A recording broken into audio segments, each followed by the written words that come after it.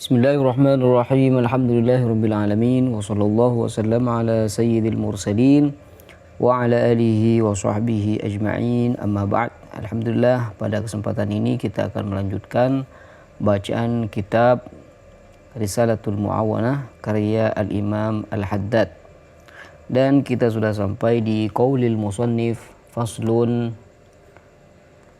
wa 'alaika idza shallaita khalfa imamin an tuhsinal mutaba'ata lahu. Beliau berkata, dan hendaknya bagimu apabila kamu sholat jadi makmum di belakang imam, maka hendaknya bagimu untuk mengikuti atau mutaba'ah dengan baik. Mutaba'ah pada imam dengan baik. Kenapa? Fa innama ju'ilal imamu liyutamma bihi. Karena sungguhnya imam itu dijadikan imam hanya untuk diikuti, liyutamma bihi. Maka jangan sampai gerakan makmum itu sesuai dengan atau bersamaan dengan gerakan imam, atau malah mendahulukan. Wahdhar an tuqarinahu fi syai'in min af'alis salati. Waspadalah, jangan sampai engkau membarengi gerakan imam dalam rukun ataupun yang lainnya. Jadi jangan sampai. Fadlan an tataqaddam alaihi, apalagi mendahului imam. Jadi tidak boleh. Walladhi yanbaghi an taj'ala af'alaka fi salatika tabi'atan li af'alihi bil athar. Dan seharusnya adalah engkau menjadikan gerakan-gerakan salatmu itu mengikuti gerakan imam tepat setelahnya, ya, tanpa jeda yang lama. Wa qad qala alaihi salatu wassalamu alladhi yakhfadu wa yarfa'u qabla al-imami innama nasiyatuhu biyadis syaitani. Kata beliau, Nabi SAW bersabda, orang yang merunduk dalam artian ruku atau sujud dan bangkit mendahului imam, maka kata beliau, sungguhnya ubun-ubunnya itu berada di tangan setan, seakan-akan dikendalikan oleh setan. Maka jangan sampai ketika kamu jadi makmum kamu mendahului imam. Allahumma salli wa sallim wa barik ala sayyidina Muhammadin wa ala alihi wa sahbihi wa sallim taslima. وعليك بالمبادرة إلى الصف الأول والمزاحمة من غير إيذاء لأحد. Kata beliau, dan hendaknya bagimu bersegera menuju shaf yang pertama dan berupaya mendapatkan shaf pertama tanpa harus menyakiti orang lain, menyikut atau mendorong orang lain. Itu tidak boleh. Makanya dijelaskan di dalam hadis itu, andai kata seorang tahu pahala shaful awal itu, niscaya mereka akan mendatanginya walaupun dengan cara merangkak. Wahdhar an tata'akhkhara anhu ma'a imkani taqaddumi ilaihi. Waspadalah, jangan sampai engkau mengakhirkan diri di shaf belakang padahal kamu masih memungkinkan untuk maju ke shaf yang depan. Makanya di dalam hadis itu dijelaskan, la sholata li munfaridin khalfas shaf.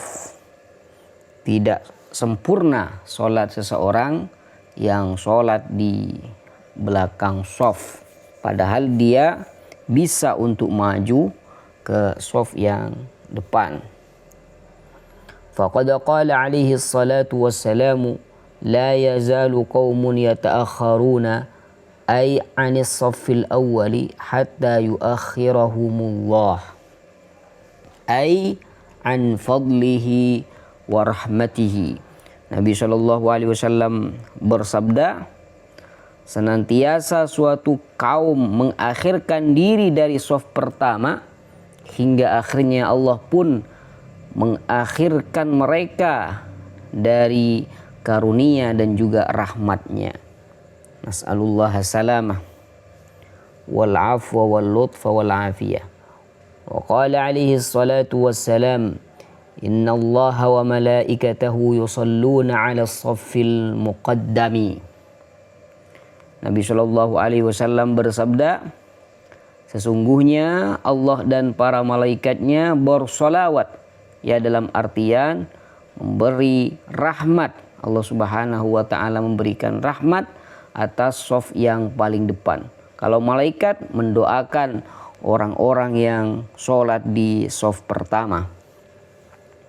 Jadi berbeda antara sholawat Allah dan sholawat para malaikat.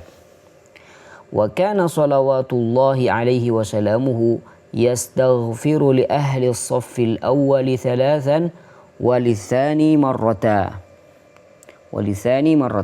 Dan Rasulullah Shallallahu Alaihi Wasallam dahulu memohonkan ampunan bagi penghuni atau orang-orang yang ada di shaf pertama sebanyak 3 kali. Tapi Nabi Shallallahu Alaihi Wasallam untuk shaf yang kedua hanya memohonkan ampunan 1 kali. Nah, ini menunjukkan akan pentingnya shaf yang pertama. ثم قال المصنف رحمه الله وعليك برص الصفوف وتسويتها. Dan hendaknya bagimu merapatkan shaf dan meluruskannya ketika sholat berjemaah. Fa in kunta imaman kana al-amru minka bidzalika akadu. Dan jika engkau menjadi imam, maka perintah darimu kepada makmum itu untuk merapikan shaf itu lebih ditekankan lagi. Jadi seyogianya seorang imam itu sebelum takbir harus menyuruh makmumnya untuk merapikan shafnya. Sawwu suhufakum. Misalkan, fa inna taswiyatas sufufi min tamamis shalah. Wa hadza amrun muhimun fi syar'i wa aktsarun nasi ghafiluna anhu. Allah.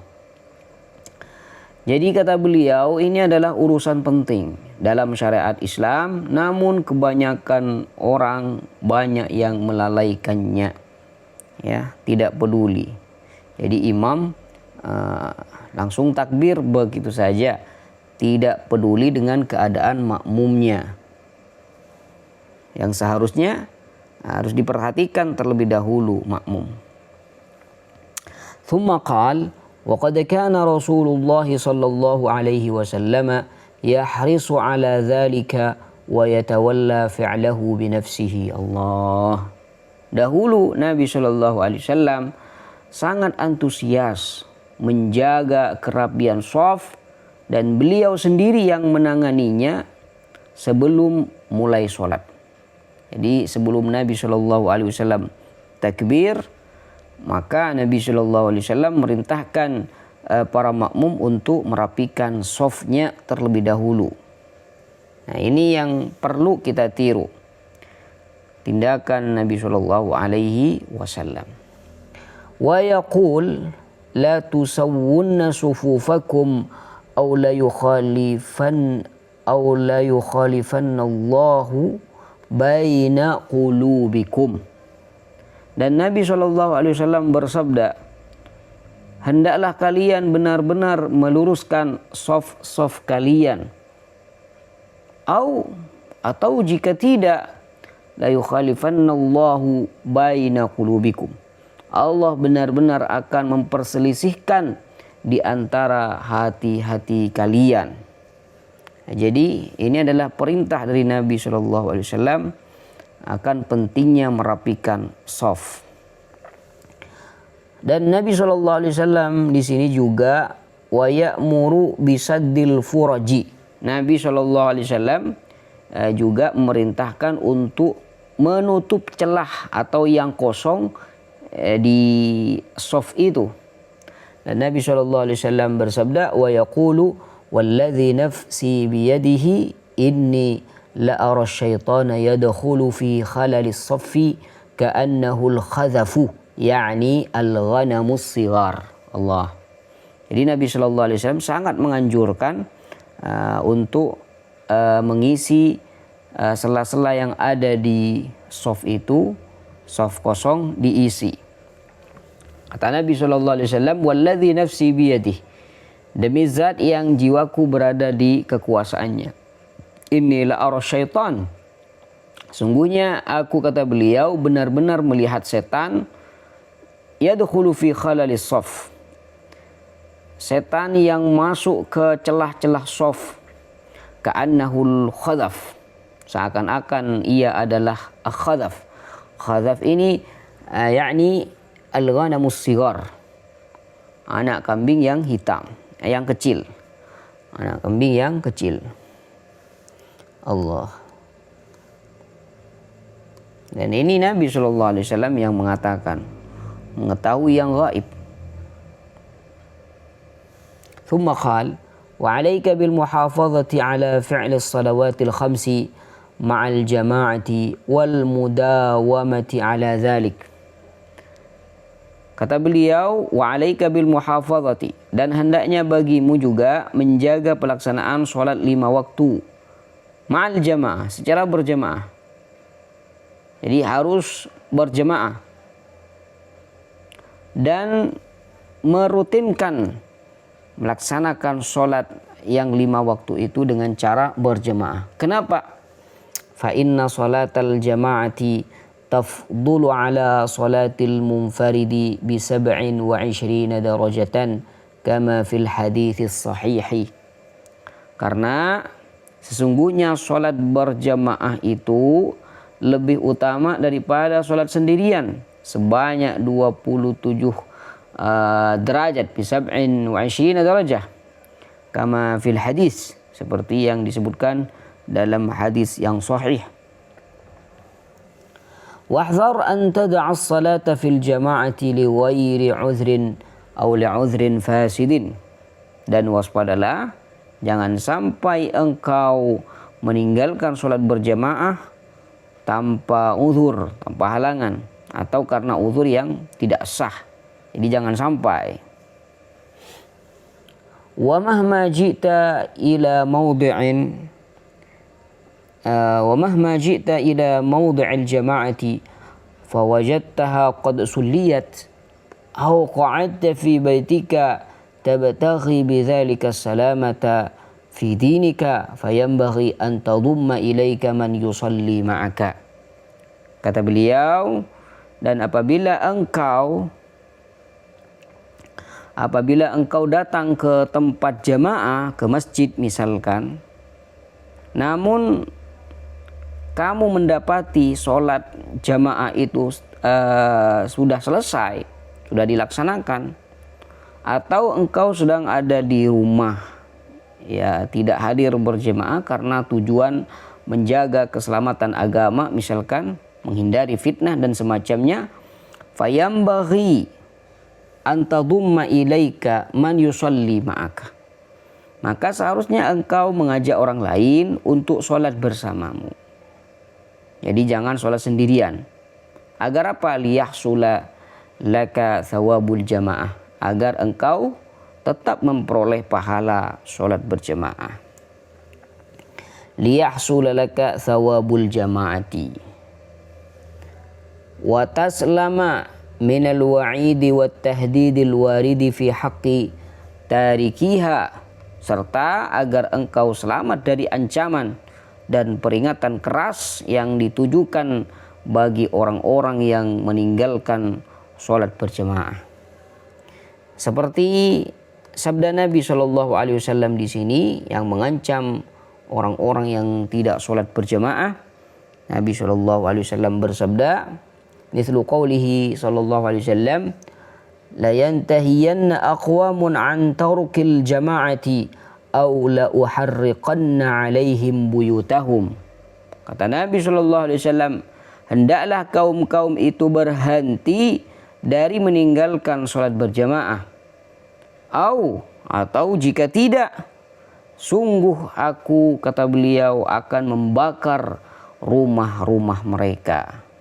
Nah, ini ancaman dari Nabi Shallallahu Alaihi Wasallam akan pentingnya sholat berjamaah. Sehingga orang-orang yang tidak sholat berjamaah, kata Nabi, rumah-rumah mereka akan dibakar. Ini ancaman dari Nabi Shallallahu Alaihi Wasallam akan pentingnya sholat berjamaah. Wa qawlihi alaihi salamu, man sami'a an-nida'a farighan sahihan falam yujib fala salata lahu. Dan juga seperti sabda Nabi sallallahu alaihi wasallam, barang siapa yang mendengar azan dalam keadaan luang dan dia sehat namun tidak memenuhinya, tidak datang, tidak berjamaah, maka tidak ada sholat baginya. Artinya sholatnya tidak sempurna, pahalanya tidak sempurna.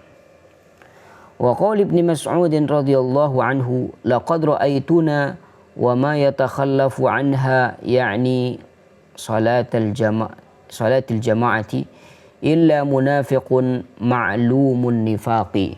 Allah. Dan juga perkataan Ibnu Mas'ud radhiyallahu taala anhu, kata beliau, sungguh aku telah melihat keadaan kami, keadaan para sahabat dulu, tidak ada yang tertinggal dari sholat berjamaah kecuali orang munafik yang telah jelas akan kemunafikannya.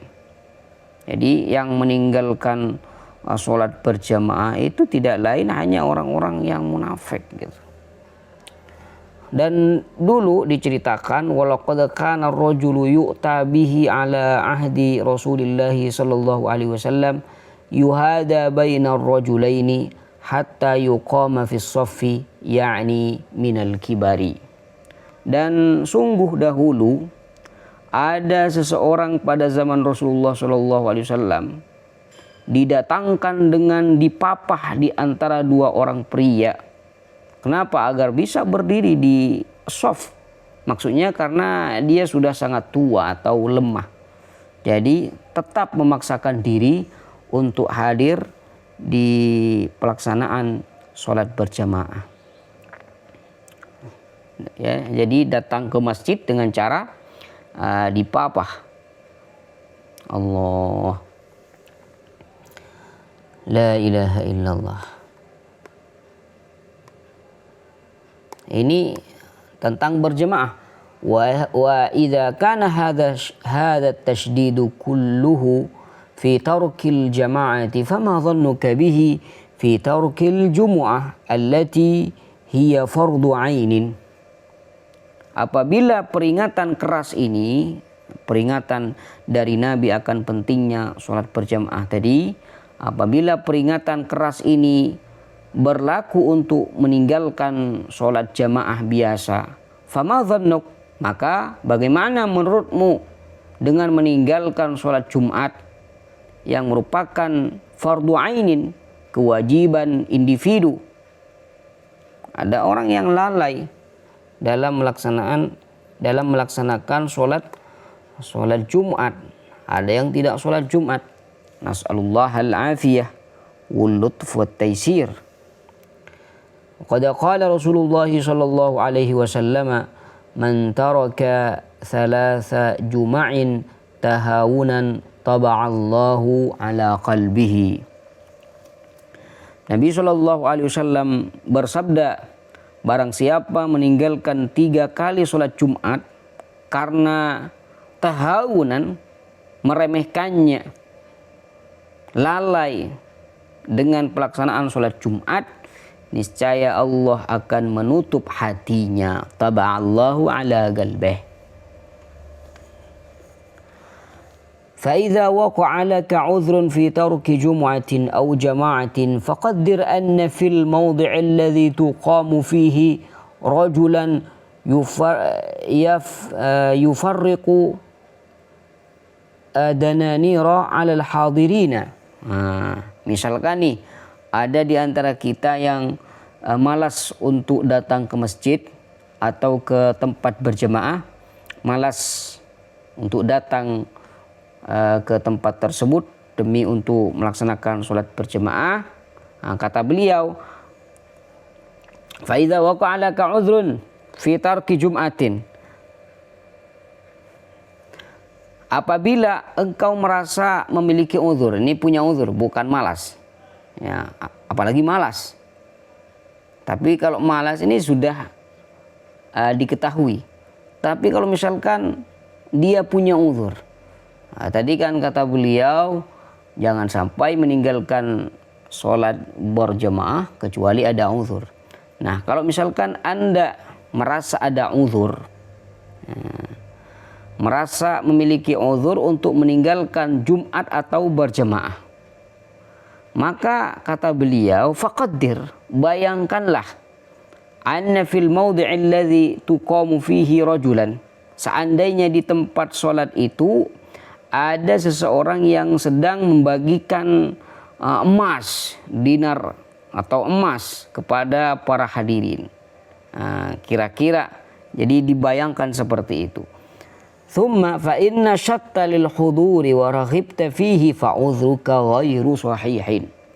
Jika dengan bayangan harta itu, harta yang dibagikan di masjid itu, engkau menjadi bersemangat dan ingin hadir,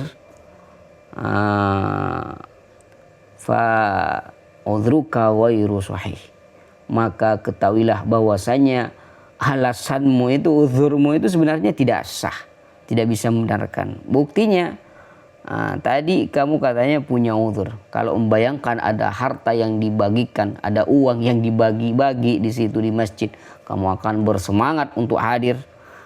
Berarti alasanmu atau uzurmu ini tidak sah.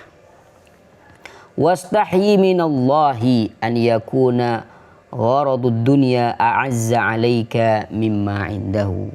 Maka malulah kepada Allah jika kepentingan duniawi ternyata lebih berharga bagimu daripada apa yang ada di sisi Allah Subhanahu wa ta'ala.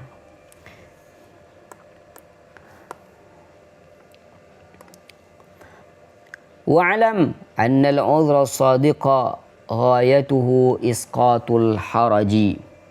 Dan ketahuilah bahwasanya uzur yang jujur itu tujuan akhirnya hanyalah menggugurkan dosa atau keberatan.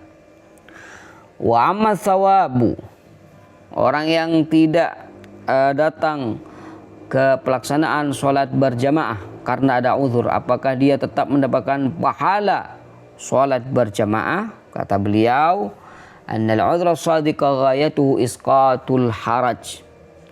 Uzur yang jujur itu tujuan akhirnya hanyalah untuk menggugurkan dosa atau tanggungan. Amma thawab wa amma thawabu fala yahsulu illa bil fi'li. Adapun pahala itu tidak akan didapatkan, pahala yang sempurna maksudnya, tidak akan didapatkan kecuali dengan mengerjakan sholat berjamaah. Naam, ya tentu saja. Qad yahsulu thawabu liman ta'azzara alaihi al-huduru min kulli wajhin. Pahala tetap bisa didapatkan bagi orang yang benar-benar terhalang kehadirannya dari segala sisi. Seperti apa?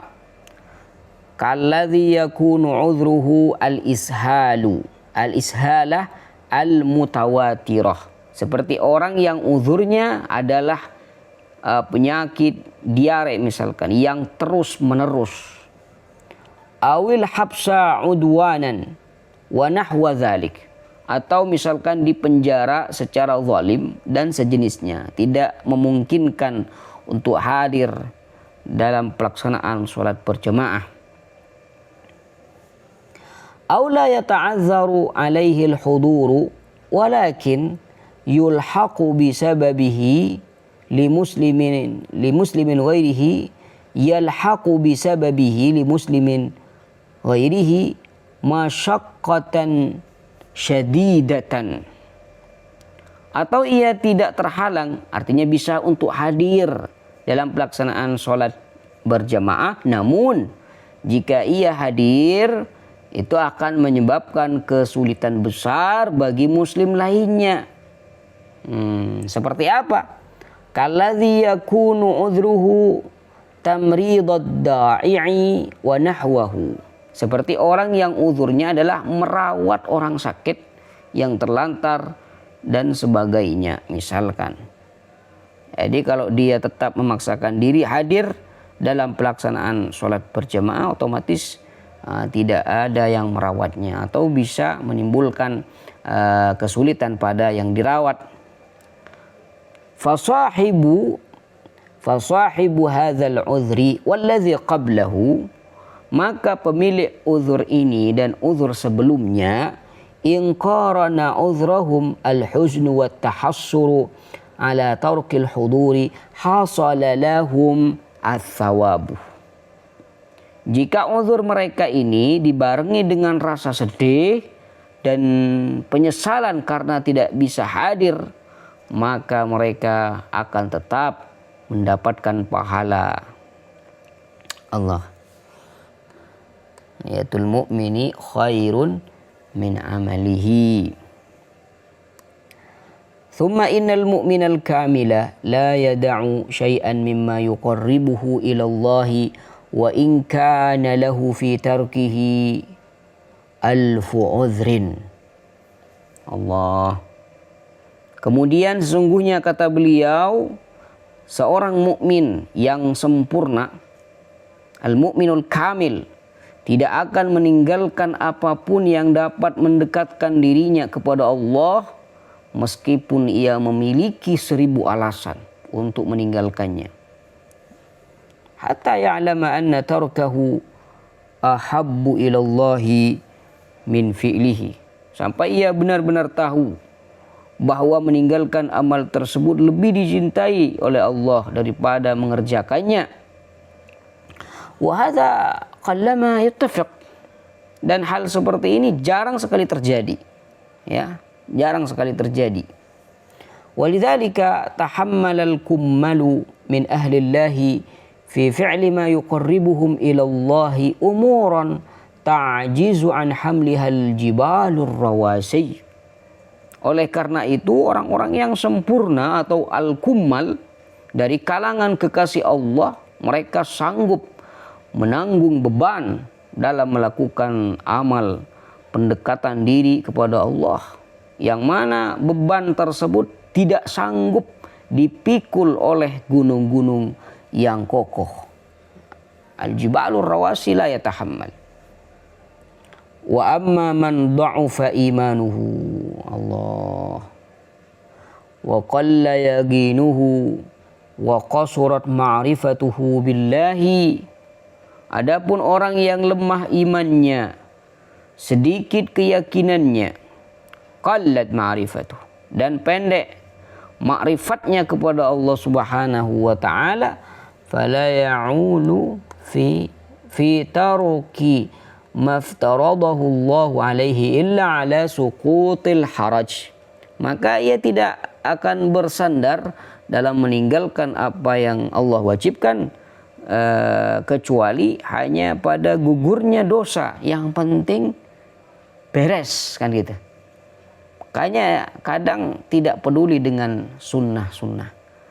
Ya, ketika sudah tiba waktu sholat isya misalkan, yang penting saya sudah sholat, yang penting kewajiban sudah gugur, tanpa harus menjaga kesunahan-kesunahan yang lain seperti sholat sunat rawatib, qobliyah dan ba'diyah. Yang penting kewajiban sudah gugur. Nah, ini kata beliau, orang yang imannya lemah seperti ini. Nas'alullah as-salamah. walikullin darajatum mimma amilu waliyuwaffiyahum a'malahum wa hum la yuzlamun. Dan bagi masing-masing mereka ada derajat tertentu sesuai dengan apa yang telah mereka kerjakan. Waliyuwaffiyahum a'malahum, dan agar Allah Subhanahu wa taala mencukupkan bagi mereka balasan amal-amal mereka. Wa hum la yuzlamun, sedang mereka itu tidak akan dirugikan sedikit pun oleh Allah Subhanahu wa taala. In khairan fa khairun wa in syarran fa syarrun. Tidak akan disia-siakan oleh Allah. Wa 'alaika bihamli kulli man laka 'alaihi wilayatun min waladin wa zawjatin wa mamlukin 'ala fi'li shalawatil maktubati.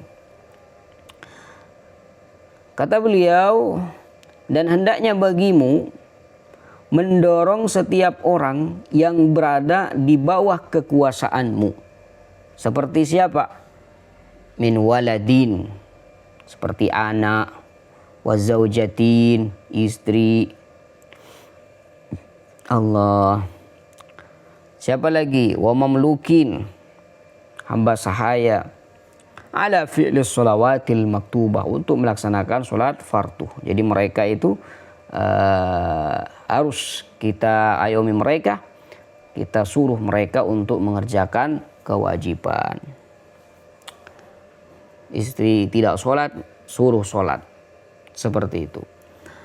Anak suruh sholat. Fa in imtana'a ahadun min haula'i min fi'liha fa'alaika biwa'dhihi wa takhwifihi. Jika salah seorang dari mereka enggan mengerjakannya, tidak mau sholat, maka engkau wajib menasehatinya dan memberikan peringatan tentang ancaman Allah Subhanahu wa ta'ala. Fa in tamarrada aw asarra 'ala at-tarki fa'alaika bidarbihi wa ta'nifihi. Jika ia tetap membangkang, tidak mau, au asar, atau bersikeras, alat tarkih, meninggalkan kewajiban tersebut, fa'alaika bidarbihi wa ta'nifihi, maka engkau boleh memukulnya, tapi pukulan yang tidak melukai, pukulan yang mendidik, darba ta'dibin. Wa ta'nif, dan bersikap tegas kepadanya. Ayo sholat.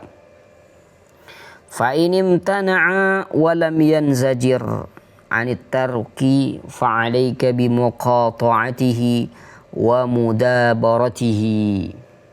Jika ia tetap menolak dan tidak jera dari meninggalkan sholat, maka engkau wajib memutus hubungan dan menjauhinya. Kenapa? Fa inna tarikas sholati syaitanun ba'idun an rahmatillahi. Sebab orang yang meninggalkan sholat itu adalah setan yang jauh dari rahmat Allah. Muta'arridun li ghadabihi wa la'natihi, yang terpapar pada kemurkaan dan laknatnya Allah Subhanahu wa ta'ala. Tahrumu muwalatuhu, haram hukumnya loyal atau setia kepadanya. Wa tajibu mu'adatuh, dan wajib bagi setiap muslim untuk menjauhinya. Ala kulli muslimin. Wa kaifa la? Wa qad qala Rasulullah sallallahu alaihi wasallam. Bagaimana tidak? Padahal Rasulullah sallallahu alaihi wasallam bersabda, al-ahdu alladhi bainana wa bainahum as-salatu faman tarakaha faqad asyraka. Kata Nabi, perjanjian antara kami dan mereka adalah sholat.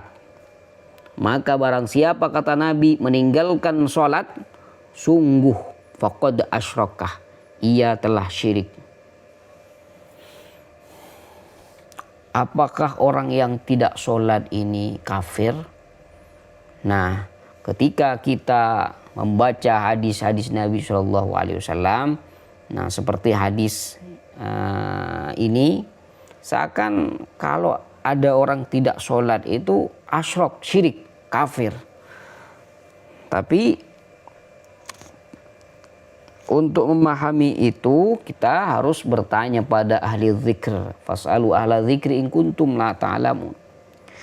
Kata fuqaha, orang yang meninggalkan sholat itu dibagi dua.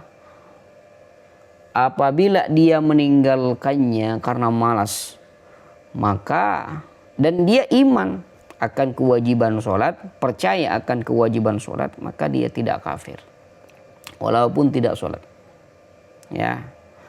Tapi ketika seseorang meninggalkan sholat karena dia tidak percaya akan kewajibannya, maka baru bisa dikatakan dia kafir. Ini yang dikatakan oleh para fuqaha. Wa qad qala sallallahu alaihi wasallam, la dina liman la salata lahu wa innama mathalu salati minad dini kamathalir ra'si minal jasadi. Dan Nabi sallallahu alaihi wasallam juga bersabda, tidak ada agama bagi orang yang tidak sholat. Dan sesungguhnya perumpamaan sholat itu, perumpamaan sholat fiddin dalam agama adalah seperti kepala bagi tubuh. Nah, tubuh tidak ada kepalanya, mati dia. Sama juga sholat. Jadi sholat ini bagaikan kepala. Nasallallahu as-salamah ultuf wal afiyata yasir ya rabbal alamin. Nasallallahu as-salamah. Ini berpindah ke masalah hari Jumat. Wa 'alaika bitafarrughi yaumal jumu'ati min jami'i ashghalid dunya. Kata beliau, dan hendaknya bagimu mengosongkan diri pada hari Jumat dari segala kesibukan dunia. Min jami'i ashghali ad-dunya. Makanya di pesantren-pesantren rata-rata liburnya itu di hari Jumat. Kenapa? Agar santri memfokuskan diri di hari itu dalam beribadah kepada Allah Subhanahu wa taala. Wa 'alaika bitafarrughi yaumal jumu'ati min jami'i ashghalid dunya. Allah.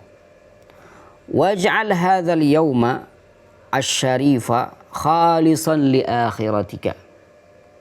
Dan jadikan hari yang mulia ini, yaitu hari Jumat, khusus untuk urusan akhirat.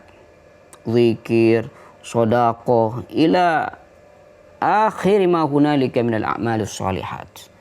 Fala tashtaghil fihi illa bimahdil khairi wa mujarradil iqbali 'ala Allahi.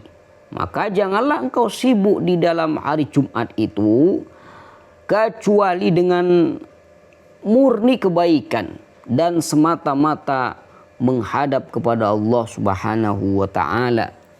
Wa ahsinil muraqabata li sa'atil ijabati. Dan bersungguh-sungguhlah dalam menantikan waktu ijabah. Ya. Waktu ijabah itu apa? Wahiyya sa'atun takunu fi kulli yaumi jumu'atin la yuwafiquha muslimun yas'alullaha fiha khairan wa yasta'idhuhu min syarrin illa istajaballahu lah. Sa'ah ijabah atau waktu ijabah yaitu suatu waktu pada setiap hari Jumat. La yuwafiquha muslimun, yang mana tidaklah seorang muslim bertepatan dengannya saat ia memohon kebaikan kepada Allah dan berlindung dari keburukan, illa istajaballahu lah, melainkan Allah akan mengabulkannya. Allah. Kenapa tidak ditentukan saja kapan waktu ijabah itu? Kata para ulama, agar kita ini sebagai umat muslim semangat di hari Jumat. Sama seperti malam Lailatul Qadar disembunyikan agar umat muslim semangat beribadah dari tanggal 1 sampai akhir Ramadan. Thumma qala al-musannifu wa 'alaika bil bukuri ila al-jumu'ati walau an taruha ilaiha qabla az-zawali. Dan hendaknya bagimu berangkat pagi-pagi menuju sholat Jumat. Ya, berangkat jam 7. Ya, kalau tidak jam 8, kalau tidak jam 9, kalau tidak jam 10, ya kalau tidak jam 11. Ya, hakadha. Walau anta ruha ilaiha qabla zawal, meski itu berarti engkau pergi sebelum waktu zawal, sebelum masuk waktu zuhur, tidak jadi masalah.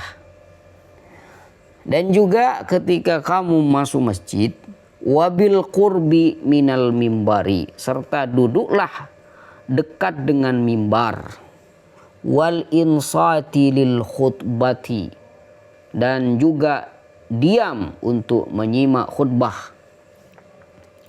Wahdhar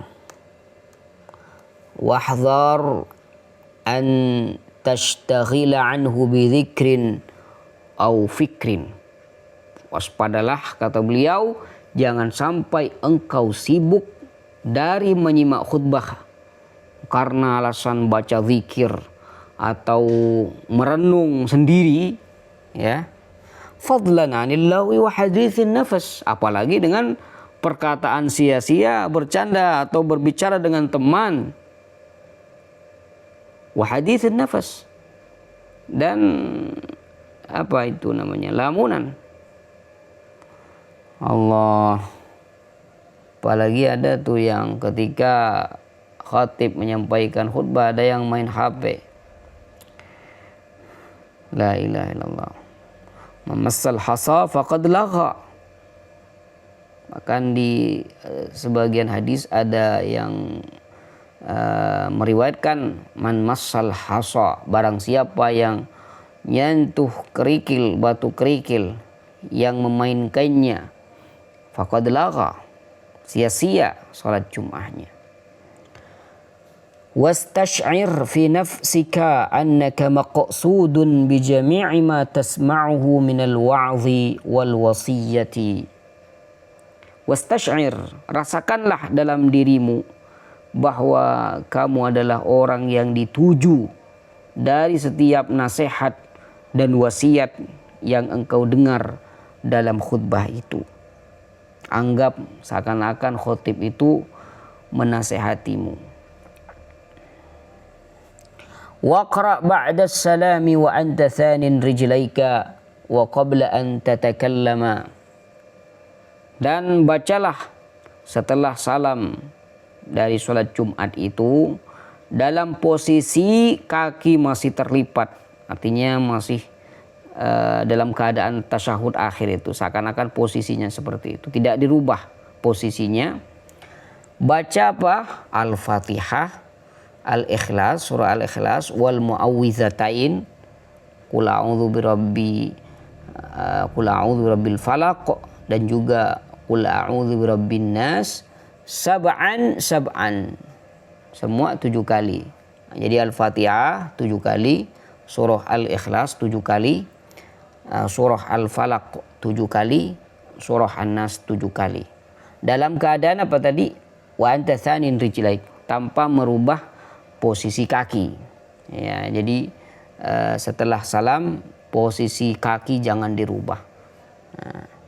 Wa qul aidan ba'da al-insirafi minas salati subhanallahil azim, subhanallahil azim wa bihamdihi mi'ata marrah. Dan juga ucapkan setelah selesai sholat subhanallahil azim wa bihamdihi sebanyak 100 kali. Kenapa? Fa fil khabari ma yadullu ala fadli dzalika wabillahi taufik.